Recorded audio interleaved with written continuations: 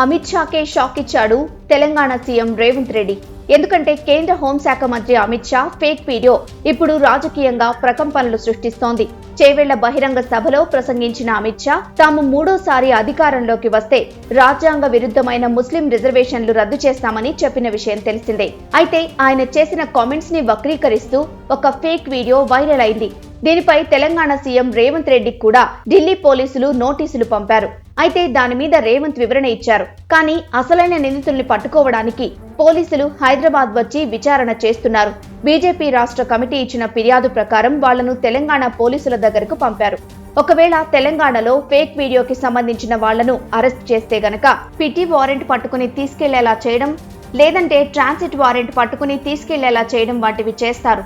అలా వాళ్లకు లీగల్ గా సపోర్ట్ చేయించి వాళ్లతోనే హైకోర్టులో పిటిషన్ వేయించేలా చేశారు. ఇప్పుడు ఆ కేసులో నిందితుల్ని అరెస్ట్ చేయకుండా 4 వారాలకు అంటే ఎన్నికలు అయ్యాక కేసు విచారణ జరిగేలా వాయిదా వేయించేలా చేశారు. అయితే ఇక్కడ న్యాయస్థానాలు ఏం ఆలోచించాలి అంటే ఎన్నికల సమయంలో రాజకీయంగా ఈ అంశాన్ని వాడుకుంటున్నారు అనే కోణంలో ఆలోచన చేయాల్సిన అవసరం ఉంది. ఏదేమైనా అమిత్ షాకి రేవంత్ రెడ్డి షాక్ ఇచ్చాడు అనే విషయం ఇప్పుడు సోషల్ మీడియాలో హైలైట్ గా నిలిచింది.